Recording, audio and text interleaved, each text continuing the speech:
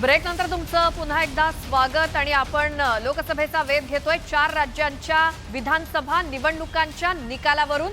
त्यासाठी भाजपचे नेते राम शिंदे आपल्या सोबत आहेतच आणि त्यासोबत आणखी काही मान्यवर आहेत, त्यांच्याशी तर चर्चा करणारच आहोत। मात्र न्यूज 18 लोकमतच्या या स्क्रीनवरती तुम्हाला सतत बदलणारे कल आकडे हे आम्ही तुम्हाला दाखवतोय, तुमच्यापर्यंत पोहोचवतोय।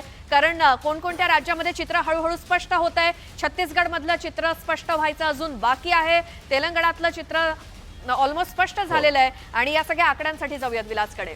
निश्चितच, आणि हे आकडे काय दर्शवतायत तर कल दर्शवतायत। कल कुठल्या बाजूने जातोय, सत्ताधारीच्या बाजूने जातोय की विरोधकांच्या बाजूने जातोय, या 4 राज्यांमध्ये आपण जाणून घेतोय।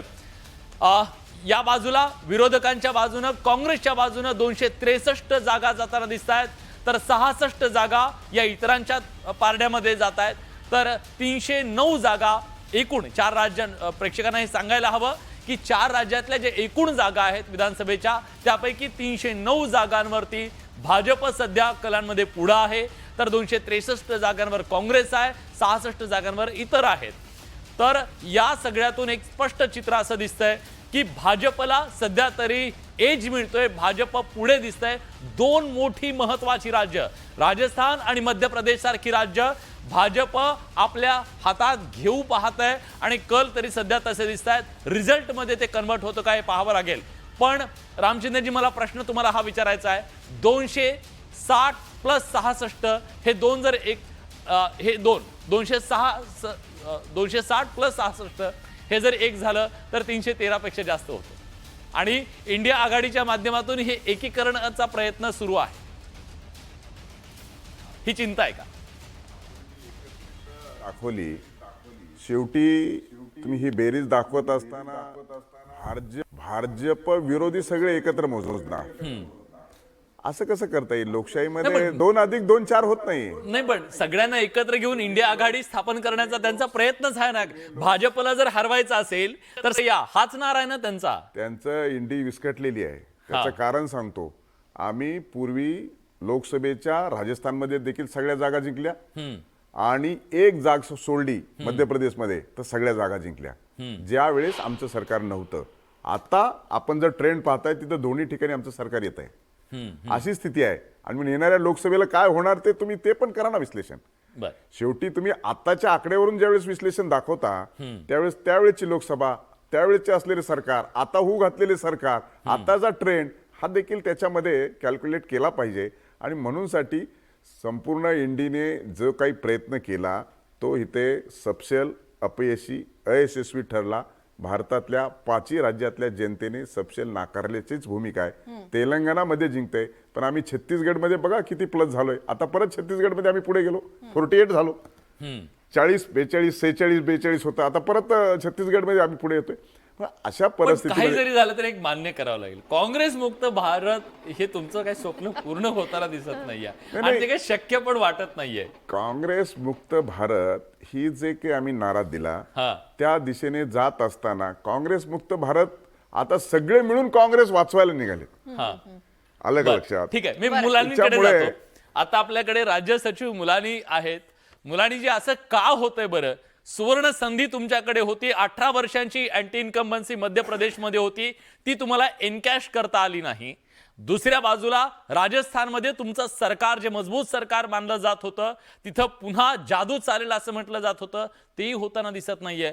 लोकसभा निवडणुकीला सामोरं जात असताना सेमीफायनल मध्ये पराभव पत्करावा लागणं तुमच्यासाठी किती धक्कादायक आहे? निकाल अजूनही पहिल्या टप्प्यातील आहेत।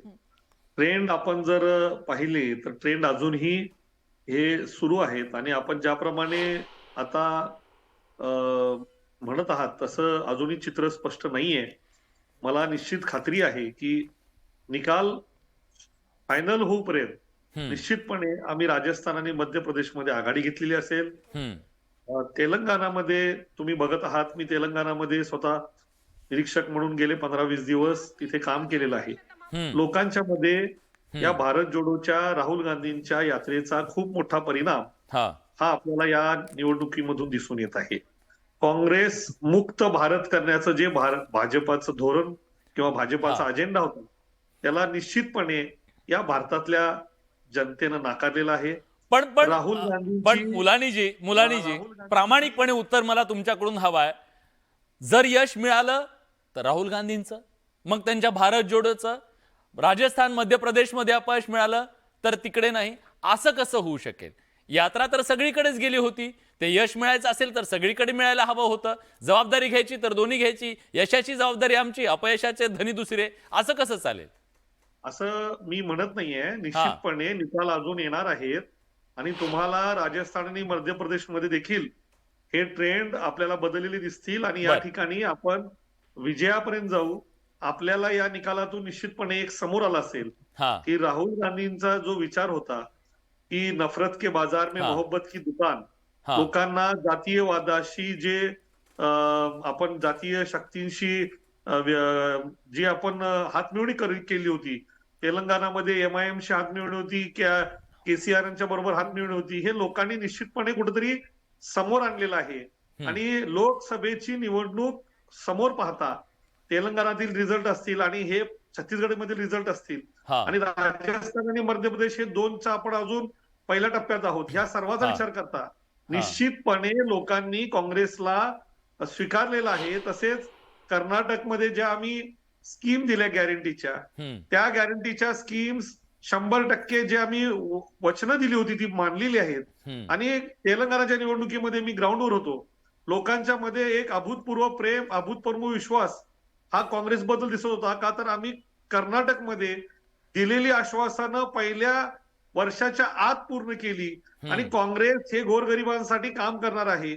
महागाईची झळ, सिलेंडरचे दर, आपण वाढती बेरोजगारी, हे निश्चित मुद्दे या भारत जोडो यात्रेच्या परिणामामधून जनतेमध्ये सध्या चर्चेले जातात आणि ठीक आहे. याचा निश्चित ठीक आहे, तुम्ही आपल्याला म्हणताय या- त्याप्रमाणे विलास, थोडा एकीकडे अजून राम वेळ शिंदे जावं लागेल. म्हणतायत की ह्याचं राजस्थानचं आणि मध्य प्रदेशचं चित्र क्लिअर झालंय, हा. तरी सुद्धा मुलांनी म्हणतायत की अजून आकडे येऊ देत समोर, बरोबर आहे. पूर्ण नाही, निकाल समोर येऊ आशेवर देत जग आहे. आणि मग आशा सोडून त्यांना चालणार पण नाहीये आणि पुढचे काही तास ही आशा त्यांना कायम ठेवावी लागणार आहे.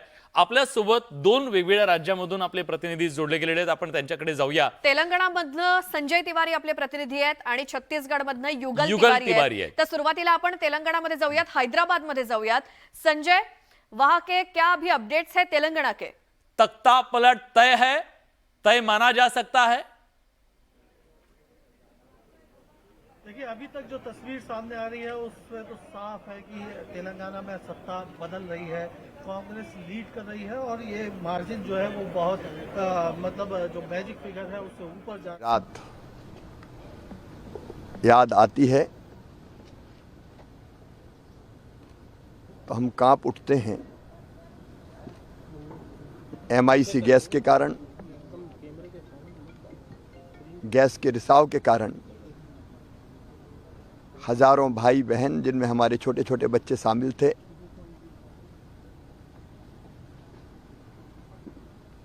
उन्होंने अपनी जिंदगी खो दी, असमय काल के गाल में समा गए। भोपाल का वो दृश्य भूलता नहीं है जब सड़कों पर अपनी जान बचाने अपने बच्चों को लेकर भाई और बहन दौड़ रहे थे और वो भयानक दृश्य ऐसा है कि कई मवेशी भैंसें ऐसी थी जिनके पेट फट गए थे। दौड़ते दौड़ते कई लोग गिरे और हमेशा के लिए दुनिया छोड़ के चले गए। मैं उन सब भाई बहनों के चरणों में श्रद्धा के सुमन अर्पित करता हूं, लेकिन इस संकल्प के साथ कि फिर कोई शहर भोपाल ना बने। ऐसी गैस ट्रेजेडी फिर ना दोहराई जाए। हमें सबको सोचना पड़ेगा। केवल मध्य प्रदेश और देश की बात नहीं करता, दुनिया को भी, कि भौतिक प्रगति की अंधी चाह में हम प्रकृति के साथ ऐसा खिलवाड़ ना करें कि प्रकृति हमको ही निगल ले। और इसलिए विकास और पर्यावरण में हमको संतुलन स्थापित करना पड़ेगा। ये धरती सबके लिए है, मनुष्यों के साथ साथ कीट पतंगे, जीव जंतु, पशु पक्षियों के लिए भी है। तो सबके लिए धरती सुरक्षित बने और आने वाली पीढ़ियों के रहने के लायक भी बनी रहे, ऐसे सारे प्रयास न केवल हमको मध्य प्रदेश में बल्कि देश में और दुनिया में सबको करने पड़ेंगे। अभी दुबई में प्रधानमंत्री जी ने, श्रीमान नरेंद्र मोदी जी ने धरती को बचाने के लिए जो आवश्यक कदम उठाने उनका जिक्र किया था। भारत उस रास्ते पर चलेगा। मध्य प्रदेश भी हर संभव प्रयत्न करेगा कि पर्यावरण के साथ छेड़छाड़ ना हो और आगे हम विकास को ऐसा संतुलित करें कि वो विकास हमारे लिए जानलेवा ना बने। मैं एक बार फिर गैस पीड़ित भाई और बहनों के जो नहीं रहे उनके चरणों में श्रद्धा के सुमन अर्पित करता हूं। जो हैं उनके कल्याण के काम हम करते रहेंगे और आगे फिर कोई ऐसी ट्रेजेडी ना हो, इसके लिए हर संभव प्रबंध करेंगे। अभियान चुनावी रुझान। तर शिवराज सिंह चौहान यांची प्रतिक्रिया आपण ऐकली आणि आपण खरं तर आधी तेलंगणामधनं अपडेट घेत होतो। संजय तिवारी आपल्या सोबत आहेत प्रतिनिधी। शिवराज सिंह चौहान बोलत होते म्हणून तुम्हाला थांबवलं। संजय अभी बोलिए। जी, मैं ये कह रहा था कि जो तेलंगाना में अगर ये कोई तूफान नहीं है तो आंधी जरूर है और जाहिर तौर पर इसमें सत्ता का जो पेड़ है जो 10 साल से लगा हुआ था बीआरएस का, केसीआर गवर्नमेंट का, वो उखड़ता हुआ नजर आ रहा है। कांग्रेस यहाँ पर लीड कर रही है। मैं इस वक्त जुबली हिल्स में हूँ। जो मुख्यमंत्री के पद में अगर कांग्रेस सत्ता में आती है तो मुख्यमंत्री पद के सबसे बड़े जो उसको उसमें उम्मीदवार होंगे वो है रेवंत रेड्डी, जो इस समय पीसीसी प्रेसिडेंट हैं और उनके घर पे काफी मजमा लगा हुआ है। ये जो पुलिस का डिप्लॉयमेंट बढ़ गया है। इस चुनाव में, तेलंगाना की जो चुनाव है उससे काफी बड़े कई चीजें सामने आई हैं, जैसे कि असदुद्दीन ओवैसी जो मुसलमानों के जो मुस्लिम वोटर्स हैं उनके अपने आप को झंडा बरदार के तौर पर प्रोजेक्ट करते थे, उन्होंने बीआरएस के समर्थन में वो किया था। बीआरएस के समर्थन में उन्होंने अपना वो समर्थन घोषित किया था, लेकिन तेलंगाना के मुसलमानों ने उनकी शायद अपील स्वीकार नहीं की है। 13% से ज्यादा मुसलमान हैं। क्या तिवारी जी, मुझे इसी मुद्दे पर आपसे जानना था, क्या मुस्लिम वोटिंग पूरी तरह से बीआरएस के हाथ से खिसक गई है और वो कांग्रेस की तरफ चली गई है, ये रुझान बता रहे हैं? बिल्कुल यही समझ में आ रहा है, क्योंकि हैदराबाद में जिन 7 कॉन्स्टिट्यूएंसी से पर अभी सिटिंग एमएलए एमआईएम के हैं, वहां पर उनमें से 5 सीटों पर अभी एमआईएम लीड कर रही है। और इसके अलावा जो बाकी तेलंगाना में है वहां जो ऐसा लगता है कि बीआरएस के समर्थन में मुस्लिम वोट नहीं गया है, वो पूरी तरह से कांग्रेस के इस तरफ शिफ्ट हुआ है। हाँ। क्योंकि 13% वोट जो है वो पूरे तेलंगाना में माना जाता है मुस्लिम्स का। हाँ। और अगर वो बीआरएस की तरफ को जाता तो शायद परिणाम कुछ और हो सकते थे। बिल्कुल हम आएंगे आपकी तरफ। हम थोड़ा सा छत्तीसगढ़ का रुख करेंगे। छत्तीसगढ़ से हमारे जो प्रतिनिधि है युगल तिवारी हमारे साथ है। युगल जी, छत्तीसगढ़ के जो आंकड़े आ रहे हैं वो हर किसी की धड़कन बढ़ा रहे हैं। अभी कोई ये बता नहीं पा रहा है कि हम जीतने वाले हैं, कोई ये हिम्मत नहीं कर रहा है। अभी आंकड़े किस तरफ जा रहे हैं, अभी हालात क्या है वहां पे?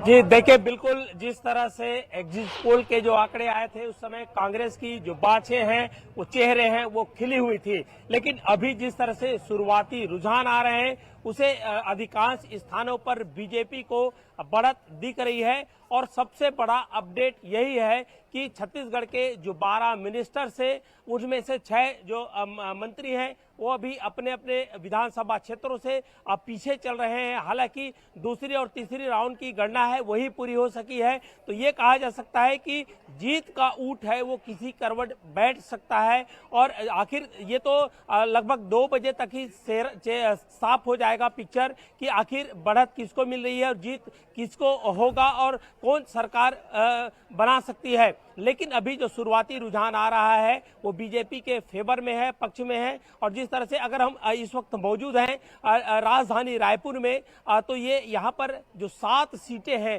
7 सीटें में सभी सीटों पर बीजेपी लगातार बढ़त बनाई हुई है। और यहाँ से आरंग जो विधानसभा क्षेत्र है वहाँ से नगरीय प्रशासन मंत्री शिव डहरिया है, वो भी 1440 वोटों से पीछे चल रहे हैं। तो कुल मिलाकर ये कहा जा सकता है कि अभी जो रुझान आ रहा है बीजेपी के पक्ष में, और बीजेपी लगातार उत्साह देखने को मिल रहा है। जो काउंटिंग सेंटर हैं, जो स्ट्रांग रूम है, उनके बाहर उनके जो समर्थक है बड़ी संख्या में पहुंचे हुए हैं। नारेबाजी हो रही है, जय श्री राम के नारे लग रहे हैं, कुछ स्थानों पर पटाखे भी फोड़ रहे हैं। तो ये कहा जा सकता है अभी जो जोश है, उत्साह है, वो बीजेपी में देखने को मिल रहा है। हालांकि गणना जब जैसे जैसे आगे बढ़ेगा तो उतार चढ़ाव होता रहेगा। बिल्कुल, धड़कनें तो थमने वाली नहीं है, तेज होती जा रही है जैसे जैसे आंकड़े आ रहे हैं। आणि जोपर्यंत निकाल लागत नाही तोपर्यंत काही सांगता येत नाही अशी परिस्थिती आहे। बहुत बहुत शुक्रिया आपका युगल जी। बरं, आता आपण थेट नवी दिल्लीमध्ये जाणार आहोत विलास, कारण सगळं अगदी म्हणजे सत्ता केंद्र किंवा आपण देशाचं केंद्र ज्याला म्हणतो, तर अशा नवी दिल्लीमध्ये आमचे प्रतिनिधी प्रशांत लीला रामदास आपल्या सोबत जोडले गेलेत। प्रशांत, तुम्ही भाजपच्या मुख्यालयामध्ये आहात, तिकडचं वातावरण काय आत्ताचं? आणि मागे तर तयारी सुरू झालेली दिसतीये। बरोबर आहे विलास आणि श्वेता, महत्त्वाचं म्हणजे मी भारतीय जनता पक्षाच्या मुख्यालयामध्ये आहे आणि इथे पत्रकारांसाठी जी सुविधा करण्यात आली आहे, प्रसार माध्यमांच्या प्रतिनिधींसाठी, ज्या त्यांचे जे गेस्ट आहे, प्रवक्ते आहे, त्यासाठी लाईव्ह करण्यासाठी सगळ्यांना थोडी जागा देण्यात आलेली आहे। आणि इथे तशा प्रकारची प्रक्रिया सध्या सुरू झालेली आहे। अनेक जे प्रवक्ते आहेत ते सध्या इथे बसलेले आहेत। पण आता एक महत्त्वाची जी माहिती पुढे आलेली आहे की सायंकाळी 5 वाजता पंतप्रधान नरेंद्र मोदी हे भारतीय जनता पक्षाच्या मुख्यालयात येणार आहे आणि इथे कार्यकर्त्यांना ते संबोधित करतील, अशा प्रकारची माहिती सूत्रांनी दिली आहे। महत्त्वाचं म्हणजे ज्या पद्धतीनं यापूर्वी देखील जेव्हा विधानसभेचे निकाल आलेले आहेत तेव्हा त्या पंतप्रधान इथे आलेले आहेत। अमित शहा सोबत असतात, भारतीय जनता पक्षाचे अध्यक्ष JP नड्डा सोबत असतात आणि त्यांच्या सोबत ते इथे जे मोठ्या संख्येने कार्यकर्ते एकत्र येतात, सायंकाळपर्यंत कार्यकर्ते एकत्र होतील अशा प्रकारची माहिती पुढे आलेली आहे। आणि त्यानंतर पंतप्रधान हे इथे निश्चितपणे मार्गदर्शन करतील आणि सोबतच कार्यकर्त्यांमध्ये त्यांना पक्षाचं बळ कसं वाढवावं यासाठी त्यांना मार्गदर्शन करतील आणि सोबतच या निवडणुकीमध्ये जो निकाल आलेला आहे त्या निकालावरती देखील आपलं मनोगत व्यक्त करण्याची शक्यता आहे। प्रशांत, मला तुम्हाला एक विचारायचा आहे प्रश्न। तुम्ही या सर्व राज्यांच्या विधानसभा निवडणुकीच्या प्रचाराच्या दरम्यान या राज्यांमध्ये फिरत होतात। मध्य प्रदेश अतिशय महत्त्वाचं राज्य, राजस्थान अतिशय मोठं राज्य, छत्तीसगड, या 3 प्रमुख राज्यांमध्ये पहिल्यांदाच असं घडलं की भाजपनं मुख्यमंत्री पदाचा चेहरा दिलेला नव्हता, तिथं मोदींचा चेहरा होता।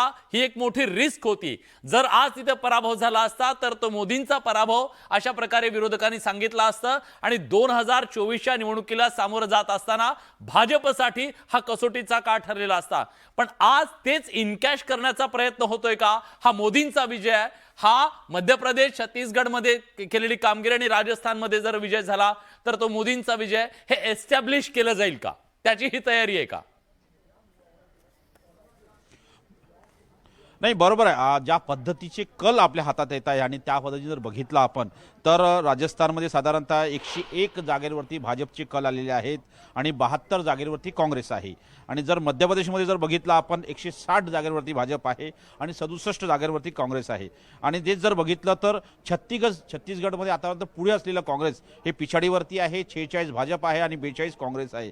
आणि तेलंगणामध्ये एक प्रकारे उचंडी मारली आहे काँग्रेसनी आणि तिथे 65 जागा त्यांना मिळालेली आहे, तिथे BRS सोबत लढाई होती। आपण जो प्रश्न विचारला विलास तो अत्यंत महत्त्वाचा यासाठी आहे की यापूर्वी अनेक निवडणुका या पंतप्रधान नरेंद्र मोदी यांच्या चेहऱ्यावरती लढल्या गेल्या होत्या आणि तोच ज्या पद्धतीनं मध्य प्रदेशमध्ये कल येतोय, ज्या पद्धतीने भाजपमध्ये राजस्थानमध्ये कल येतोय भाजपच्या दिशेने, त्याच्या आधारावरती जी लोकसभेची लढाई आहे त्या लोकसभेच्या लढाईमध्ये नरेंद्र मोदी यांचा चेहरा किती महत्त्वाचा आहे आणि या चेहऱ्यावरती लोक किती विश्वास ठेवतात हे दाखवण्याचा प्रयत्न कुठेतरी होणार आहे। आणि त्यामुळेच पंतप्रधान नरेंद्र मोदी हे सायंकाळी 5 वाजता भाजपच्या राष्ट्रीय मुख्यालयात म्हणजे पंडित दीनदयाल उपाध्याय मार्गावरील जे भाजपचं मुख्यालय जिथे मी उपस्थित आहे तिथे ते येणार आहे आणि इथे ते कार्यकर्त्यांना मार्गदर्शन करतील। विलास, निश्चितच धन्यवाद तुम्ही दिलेल्या सगळ्या सविस्तर माहितीबद्दल। याबद्दलचे अपडेट्स आम्ही सातत्याने तुमच्याकडून घेत राहू। पण रामजी, तुम्हाला जायचंय आता, पण त्याच्या आधी मला वाटतं काही प्रश्नांची उत्तरं तुमच्याकडून हवी आहेत। खरं तर प्रत्येक वेळेस असं आम्ही बघितलेलं आहे की तुम्ही लोकसभा निवडणुकीमध्ये काँग्रेसला प्रश्न विचारता, आमच्याकडे मोदी आहेत, तुमच्याकडे कोण आहे? तुम्ही तो चेहरा दाखवण्याचा प्रयत्न करता. असं का झालं यावेळेस की शिवराज सिंग चौहान यांचा चेहरा तुम्हाला लपवावा लागला? राजस्थानमध्ये वसुंधरा राजे सिंधिया यांचा चेहरा तुम्हाला लपवावा लागला? रमन सिंग यांचा चेहरा छत्तीसगड मध्ये तुम्हाला लपवावा लागला? काय अशी मजबुरी होती तुमची? हे पहा, भारतीय जनता पार्टी लोकांच्या मनातले निर्णय करते आणि काँग्रेस हे स्वतःच्या मनातले विचार करते. आणि त्यामुळं त्यांनी जे परसेप्शन क्रिएट केलं, शेवटी मोदीजी हे देशाचे पंतप्रधान आहेत, त्यामुळं थोडीफारही आम्हाला रिस्क घ्यायची नव्हती. बर.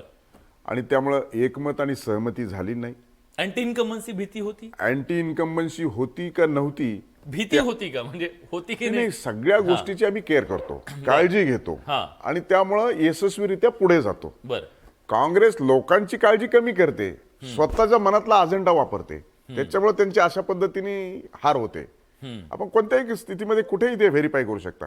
त्यामुळं आपण जे सांगितलं, मध्य प्रदेश असेल, छत्तीसगड असेल, राजस्थान असेल, आम्ही मुख्यमंत्री पदाचा चेहरा जाहीर केला नाही, पण आम्ही तेलंगणामध्ये बॅकवर्ड क्लासचा मुख्यमंत्री करू हे डायरेक्ट पंतप्रधानांनी जाहीर केलं. प्रश्न असा आहे की लोकांना काय अभिप्रेत आहे, लोकांना काय अपेक्षित आहे, ते भारतीय जनता पार्टी करते. आता काँग्रेसवाले टीका करतात, देशाचे कृषी मंत्री विधानसभेला उभा केले. लोकांना आम्हाला काय गरज आहे, पक्षाला काय गरज आहे, आम्ही पहिलं सांगतो की आमच्या नजरेत पहिल्यांदा देश, नंतर पार्टी, नंतर स्वतः. त्यामुळं पक्षाच्या हितासाठी कोण छोटा आणि कोण मोठा हा विषय नसून लोकांच्या मनातले निर्णय भारतीय जनता पार्टी करते आणि म्हणून यशस्वीतेकडे वाटचाल करते. भाजप 152 जागांवर आघाडीवर आहे आता मध्य प्रदेशमध्ये.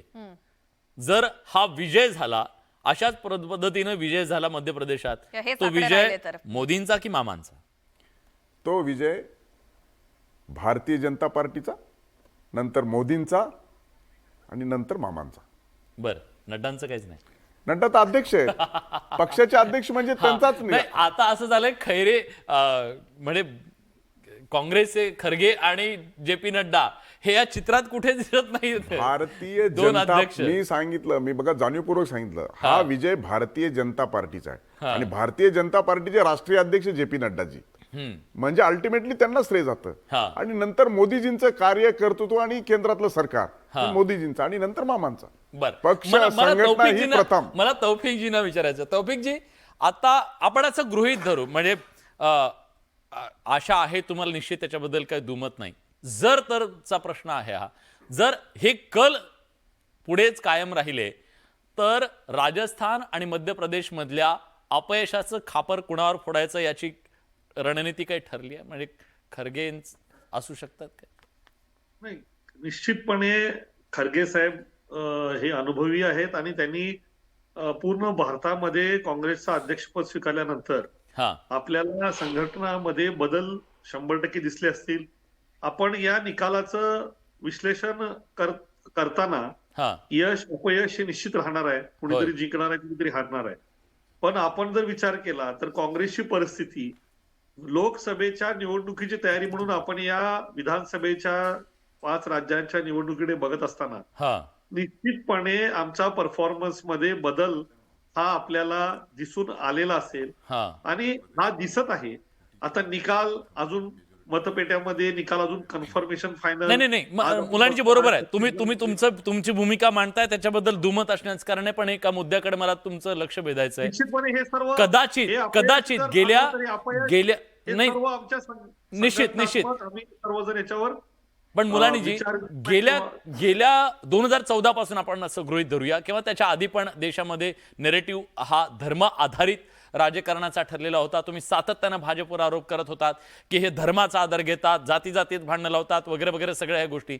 पहिल्यांदा असं झालं या 5 राज्यांच्या विधानसभा निवडणुकीमध्ये की धर्माचा विषय फारसा आलेलाच नव्हता. ते ध्रुवीकरण धर्माचं झालेलं नव्हतं. योजनांची चर्चा झाली. आमच्या या योजना, आमच्या सरकारच्या योजना तुम्ही तुमच्या सांगितल्या, ह्यांनी ह्यांच्या सरकारच्या योजना सांगितल्या. तुम्हाला असं का वाटतंय एक कूस बदलली देशाच्या राजकारणानं? आता थोडंसं या योजनांच्या बद्दल सुद्धा लोक सिरियसली विचार करतायत, त्यांना ते हवाय, रिझल्ट हवाय.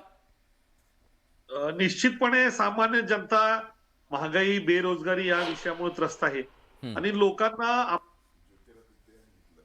काही आपल्या बद्दल बोलत आहोत, हा. या निश्चितपणे या गोष्टी सामान्य जनता विचार करत आहे. तेलंगणामधील आमचा जो आपल्याला निकाल दिसत आहे तो या निश्चित कूच बदललेल्याचा परिणाम दिसत आहे. आता कर्नाटकामध्ये ज्याप्रमाणे आम्ही योजना जाहीर केल्या होत्या आणि पहिल्या वर्षाच्या 6 महिन्याच्या आत त्या योजना संपूर्णपणे अंमलात आणल्या, त्याचा शिंदे साहेबांनी सांगितल्यासारखा 100% फायदा हा आमच्या पक्षाला होत असलेला दिसून येत आहे. आणि एक देश बरं, शिंदे साहेबच विचारतायत की मध्य प्रदेशात फुटीला मान्यता मिळाली, महाराष्ट्रात मिळणार का विचारतायत? काय म्हणलं? शिंदे गेले, तिथले शिंदे गेले मध्य प्रदेशमध्ये आणि सत्ता आणण्यासाठी कामी आले ते पुन्हा एकदा भाजपची. इथं पण शिंदे गेलेले आहेत, तर त्यामुळे तोडफोडीच्या राजकारणाला हे शिक्कामोर्तब झालंय का आता जनतेतून सुद्धा, की नाही त्याचा काही फरक पडत नाही? निश्चितपणे जनता सब कुछ जानती है. हाँ, ये जनता सब कुछ जानती है. जनतेला देखील माहिती आहे की कशा प्रकारे तोडफोडीचं राजकारण भाजप करत असतं आणि निश्चितपणे आपल्याला अजून उंबीदोपे दुनिया कायम आहे. आपल्याला निश्चित रिझल्ट चांगले येणार आहे. एक छोटासा प्रश्न, शिंदेसारखा मोहरा गमावणं दुःख आहे, वेदना आहे? तेव्हा वाटलं की जाऊ द्या, जात आहेत तर जाऊ द्या, आज वेदना आहे? कधीही काँग्रेस पक्षानं ज्योतिरादित्य म्हणतात नेतृत्व घालवलं नाही. हा. आज सचिन पायलट जे असतील, ज्योतिरादित्य सिंधे असतील, हे सर्व त्या काही सुद्धा ज्योतिरादित्य सिंधेंना समजावण्यात आलं होतं. पण ज्याप्रमाणे काही संस्थांची धाक दपाशी दाखवला जातो, ईडी सारख्या संस्था असतात, काही गोष्टी ज्याच्यामध्ये त्यांच्यावर दबाव तंत्राचा वापर केला जातो, त्यामुळं शिंदे कुठेतरी गेले असतील. पण निश्चितपणे येणारा काळ हा काँग्रेस पक्षाचा असेल. लोकांनी राहुल गांधींना स्वीकारलेला आहे. राहुल गांधींची एक प्रतिमा बिघडवण्याचा जो प्रयत्न केला होता भाजपनं, त्याला निश्चित कुठेतरी आळ बसलेला आहे आणि आम्ही जनतेमध्ये जात असतो खाली. ठीक आहे. ते म्हणतात राहुल गांधीला स्वीकारलंय जनतेनं आता. नाही, प्रश्न विचारतायत वेगळा आणि आपण उत्तर देताय वेगळं. ज्योतिरादित्य शिंदेंनी काँग्रेसची साथ सोडून भारतीय जनता पार्टी बरोबर आले. त्याच्यानंतर ही विधानसभा निवडणूक झाली. आता जर आपण आकडेवारी बघितली तर दुपटीपेक्षा जास्त जागा ह्या भारतीय जनता पार्टीच्या आल्या. म्हणजे ज्योतिरादित्य शिंदे यांच्या फुटीवर शिक्कामोर्तब करून मध्य प्रदेशच्या जनतेने आशीर्वाद दिला. त्याच पद्धतीनं एकनाथराव शिंदे आणि अजितदादा पवार फुटून भारतीय जनता पार्टीबरोबर आले. हे भविष्यातले संकेत आहे की महाराष्ट्रात सुद्धा याच्यावरती शिक्कामोर्तब होईल आणि महाराष्ट्रातल्या जनतेला देखील हा निर्णय आवडेल. हा एक चुणूक होती. त्यामुळे या रेसमध्ये भारतीय जनता पार्टी जिंकली. महाराष्ट्रातल्या रेसमध्ये देखील भारतीय जनता पार्टी बरोबर एकनाथ शिंदे साहेब आणि अजितदादा पवार साहेब हे देखील आता हे लोकांना आवडलेला निर्णय. याच्यातून सिद्ध होतंय का हा प्रश्न होता. त्याचं उत्तर तुम्ही असं राहुल गांधीला मानलं नाही मानलं, तुम्ही राहुल गांधीची यात्रा निघाली बरोबर आहे, तेलंगणात जिंकले, तुमचं आम्ही अभिनंदन करतो. पण तुम्ही राजस्थानमध्ये हारले हे देखील मान्य करा ना. राहुल गांधींच्या यात्रेमुळे आवडलेलं नाही आहे. मग तुम्हाला हे म्हणायचं आहे का की हा आवाज गेला त्यांचा, मात्र अजूनही उम्मीदोपे काँग्रेस कायम आहे असंच म्हणायला हवं, कारण अजूनही एक्सपेक्टेशन्स आहेत काँग्रेसला. आणि आपल्यासोबत भाजपचे राम शिंदे होते. खूप खूप धन्यवाद, तुम्ही या चर्चेमध्ये सहभागी झालात. अभिनंदन तुमचंही, तुमच्या आणि शुभेच्छा सुद्धा तुम्हाला. अजूनही पूर्ण निकाल यायचा आहे.